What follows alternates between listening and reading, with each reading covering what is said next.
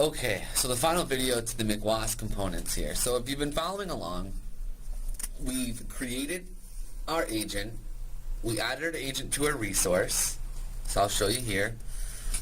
So we have an online agent, we added the agent property for WSAdmin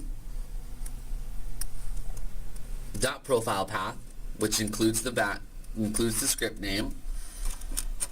We've created a resource in which to add our component to. In the resource, we've added a resource property called WebSphere.profile path, and it's the path of the deployment manager because we're using a network deployment. We have added the agent to the resource, which generates the WebSphere cell. We've talked about how to troubleshoot the WebSphere cell on the deploy server side as well as the target system agent side. Then we did the actions and we did the auto configure, which discovered our topology. We created two components, each one with the MCWAS template added to it, put them in our desired scope. So there's one component per scope. We imported it. First we created the application, then we added our components to the application. We don't need to create the component processes because the components already have a process defined for them by the MCWAS template. So we imported our components to the application, and then we ran the components. So here, then we created an application process, I should say, actually, called import. And our import is import deployment manager, import server, right? They are based on the generate templates. After that, we have ran this, selected our import, selected our versions, and we ran it. We ran it once to import the information originally. Then our second run, we tokenized values. So we went into the component for our server 1, and we went to the configuration, went to environment property definitions, and we found a value description, or a key description with a value death by radio in the j2c.xml, which I showed in the previous videos. So it's going to find any value called death by radio, and it's going to replace it with @description @. Then we imported it again, and what that did was that means the same component server 1, but version 2 has tokenized values in the config files. Then we imported it again into our QA environment to check to see if those changes took place, and they actually did. We didn't have to do that step, but we did it anyway. Then we do another import, the same processes for QA, except for this time we did it for prod. We did an import in prod environment to import the new stuff, the new configuration. Then we run a compare.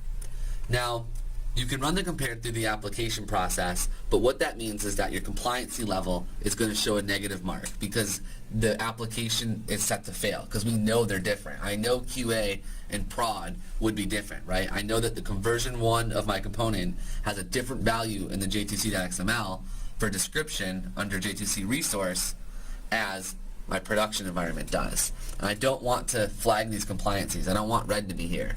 So I run it from the component process. And the way you do that is you come in here and you go to server, you do run process. I'm choosing my prod environment, right? Because my prod environment was my last import of all different information. Now I'm doing the compare here, as you can see, and now here's the key. So I know version 1, it's going to be different, right? Version 2, it's going to be different because it has tokenized values. Now version 3 is an import from production or from QA that we did after we pushed the changes. So 4 and 3 are going to be exactly the same. So I want to compare it to 1. So if I do 1 and I hit submit, it's going to run the process. And I've ran the process for you.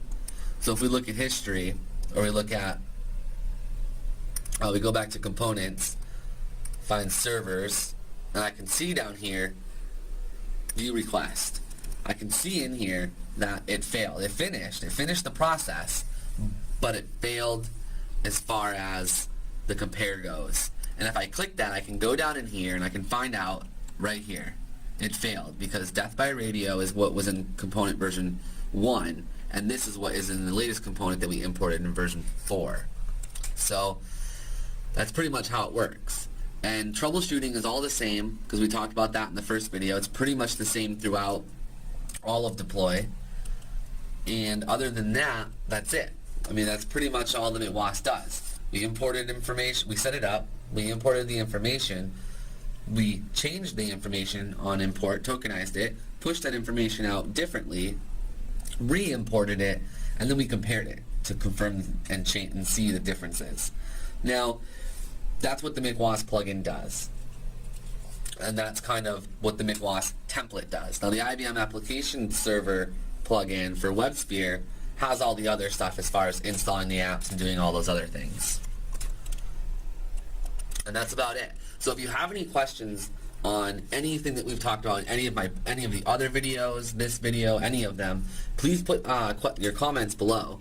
You can message me, you can put the questions in the comment section, and I'll actually be going through every single plugin functionality for WebSphere that Deploy has, one by one. The order in which I do that is dependent upon demand, right? So if you call me or if you message and say, hey, I want to see XYZ, if I get enough of those, then I'll put that video first, right? Or otherwise, I'll just go about them at my leisurely pace, doing which one I want to do it that day.